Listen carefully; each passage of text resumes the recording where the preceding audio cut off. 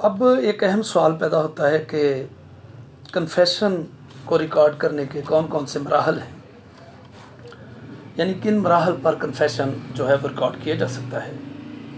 तो पहले नंबर पर during the course of investigation जो कन्फेशन है वो रिकॉर्ड किया जा सकता है, लेकिन ये ज़रूरी है कि पुलिस ऑफिसर उस कन्फेशन को रिकॉर्ड ना करे, क्योंकि लॉ ने उसको ये इख्तियारात नहीं दिए और एक्स्ट्रा जुडिशल कन्फेशन वैसे भी जो है वो एडमिसिबल इन एविडेंस नहीं है। तो इसलिए during the course of investigation अगर वो चाहते हैं तो अपने मैजिस्ट्रेट के पास अपना बयान रिकॉर्ड करवा सकते हैं। दूसरी स्टेज ये है कि before the commencement of inquiry या trial confession can be recorded before the magistrate. आप इसको मैजिस्ट्रेट के पास जाके रिकॉर्ड करवा सकते हैं। अब अगला सवाल ये पैदा होता है कि किसके पास इख्तियार है कि वो एक जुडिशल कन्फेशन को रिकॉर्ड करे। तो इस सिलसिले में जो लेजिस्लेचर है उसने मैजिस्ट्रेट फर्स्ट क्लास को ये एम्पावर किया है कि वो कन्फेशन को रिकॉर्ड कर सकता है। लेकिन इसी तरह से अगर प्रोविंशियल गवर्नमेंट ने सेकंड क्लास मैजिस्ट्रेट को ये इख्तियार तफवीज़ किए हों तो वो भी अपना जो है वो कन्फेशन जो है उसको रिकॉर्ड कर सकता है। लेकिन ये बहुत ज़रूरी है कि 164 CRPC की जो प्रोविज़न है और साथ अगर हम इसको आर्टिकल 38 कानून शहादत के साथ मिलाकर पढ़ें तो ये बात समझना बहुत ज़रूरी है कि एक पुलिस ऑफिसर जो है वो कन्फेशन को रिकॉर्ड नहीं कर सकता, और police officer has no authority to record a confession, क्योंकि ये फिर उसकी ये सेक्शन जो है 164 ये पुलिस ऑफिसर की जो आर्बिट्रेरी पावर्स हैं उनको उनको उनको उनसे आम आवाम को तहफ़्फ़ुज़ दिलाता है कि वो कन्फेशन जो कन्फेशनल स्टेटमेंट्स हैं उनको अपने तरीके से रिकॉर्ड ना करवा सकें। इसलिए ये करार दिया गया है और इसमें एक साइटेशन है 2001 MLD पेज 807 जिसमें यह बयान किया गया है कि any statement made by N accused person while in the police custody is inadmissible in evidence and same can not be relied upon. यानी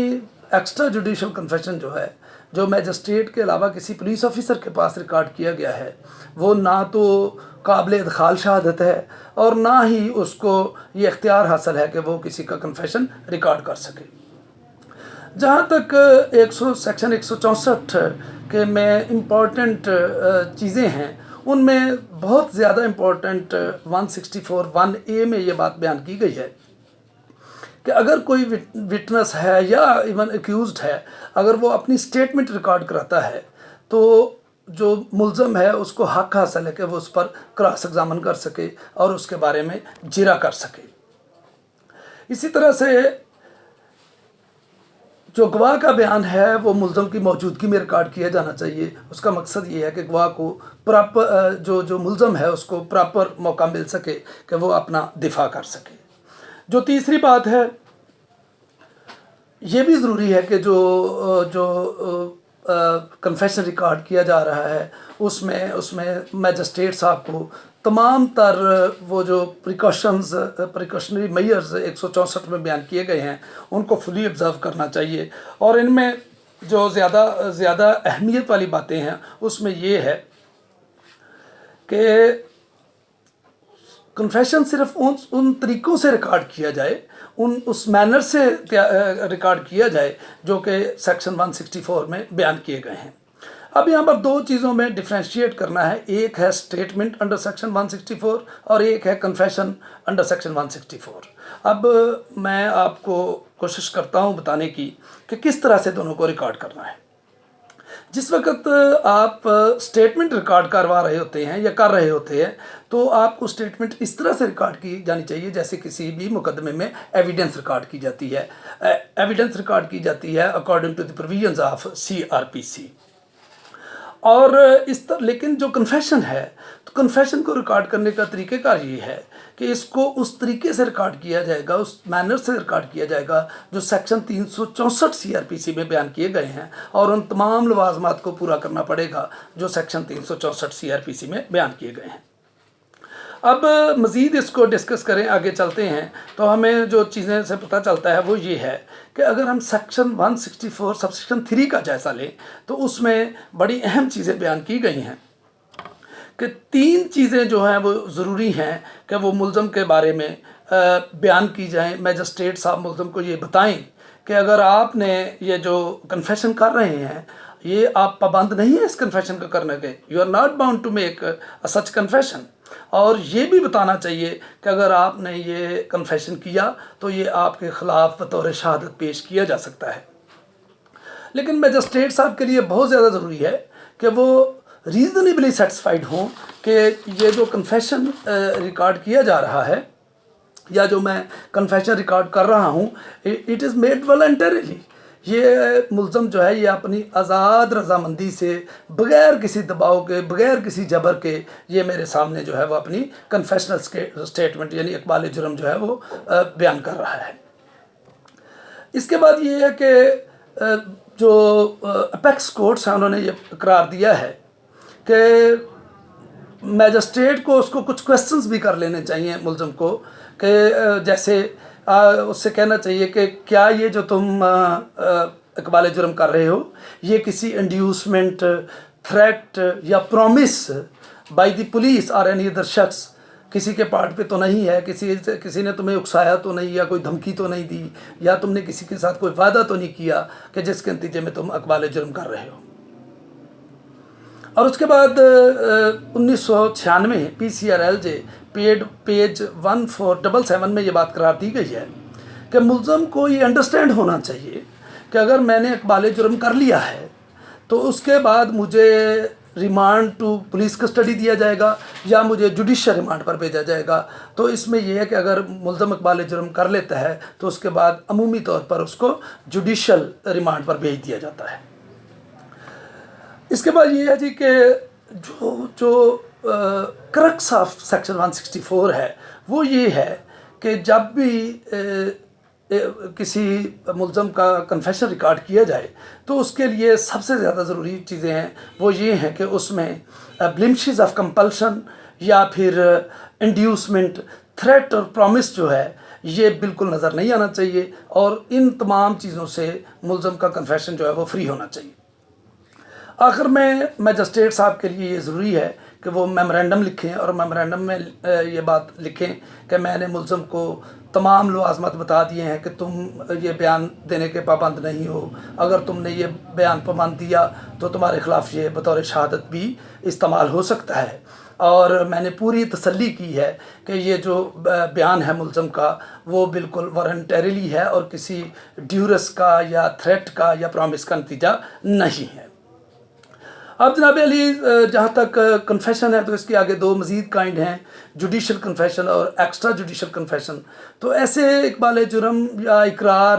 جو عدالت کے سامنے یا میجسٹریٹ کے سامنے کیے جاتے ہیں they are called judicial confessions, اور ایسے اقبال جرم یا کنفیشن جو میجسٹریٹ کے علاوہ کسی دیگر جگہ پر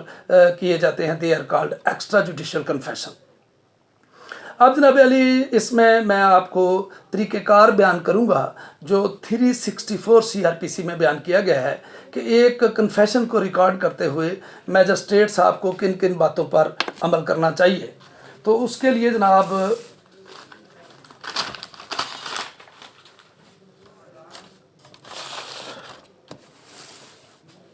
ایگزامینیشن ہاؤ ریکارڈڈ، کس طرح سے ریکارڈ کیا جاتا ہے۔ پہلی بات تو یہ ہے کہ جب بھی کوئی ملزم میجسٹریٹ کے پاس اپنا ایگزامینیشن ریکارڈ کرواتا ہے تو تمام اس میں سوالات جو اس سے کیے گئے ہیں اور اس نے جتنے بھی اس کے جوابات دیے گئے ہیں وہ فل لکھے جائیں گے اور مکمل طور پر اسی طرح سے لکھے جائیں گے جس طرح سے ملزم نے ان کے جوابات دیے ہیں۔ دوسری بات یہ ہے کہ اس کی لینگویج کون سی ہونی چاہیے، عدالت کو کون سی لینگویج میں وہ سوالات اور جوابات لکھنے چاہیے۔ تو یہ ضروری ہے جی کہ پرٹیکولرز جو ہوں گے وہ لینگویج آف دی کورٹ میں، عدالت میں جو زبان استعمال ہوتی ہے، یا پھر عمومی طور پر وہ انگلش میں لکھے جاتے ہیں۔ اب اس کے لوازمات ہیں کہ جو اس کا اقبال جرم ہے جو اس نے کنفیشن کیا ہے وہ ضروری ہے کہ مجسٹریٹ صاحب اس کو دکھائیں اور اس کو پڑھ کر سنائیں، اور اگر وہ اس زبان کو نہیں سمجھتا جس میں وہ میجسٹریٹ صاحب نے اس کو لکھا ہے تو پھر جناب علی وہ اس کو اس زبان میں انٹرپریٹ کر کے بتائیں گے جو ملزم انڈرسٹینڈ کرتا ہے اور جو اس کو سمجھتا ہے۔ تو یہ بہت ضروری لوازمات ہیں کنفیشن انڈر سیکشن 164 کو ریکارڈ کرنے کے لیے، اور ملزم کو یہ موقع دیا جائے گا کہ اگر وہ اپنے جوابات میں کچھ ایڈ کرنا چاہتا ہے یا اس میں کوئی کمی کرنا چاہتا ہے تو اس کو پراپر موقع دیا جائے گا۔ اب یہ جو ریکارڈ تیار ہو رہا ہے، یہ جو کنفیشنل سٹیٹمنٹ تیار ہو رہی ہے، تو اس میں جو ڈکلیئر قرار دیا جائے گا کہ تمام ٹروتھ جو ہے اس کو ریکارڈ کیا گیا ہے، اور اس پر ملزم اور میجسٹریٹ صاحب دونوں جو ہیں وہ سگنیچر کریں گے وہ اپنے بیان کے نیچے یعنی سائن کرے گا کہ یہ بیان میں نے قلمبند کروایا ہے، اور جج صاحب بطور میمورنڈم اور بطور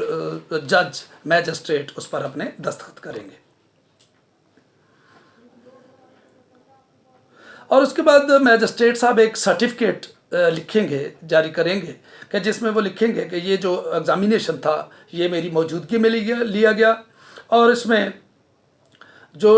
ریکارڈ ہے وہ true account of the statement made by the accused وہ رکھتا ہے، یعنی جتنی مکمل اور سچی اسٹیٹمنٹ ملزم نے دی ہے وہ اس میں موجود ہے۔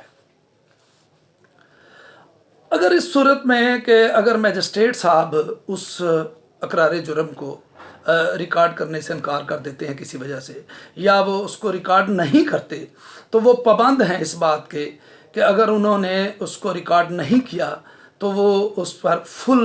میمورنڈم لکھیں گے اور اس میں اس کی وجوہات لکھیں گے کہ یہ وہ وجوہات ہیں جس کی وجہ سے میں نے اس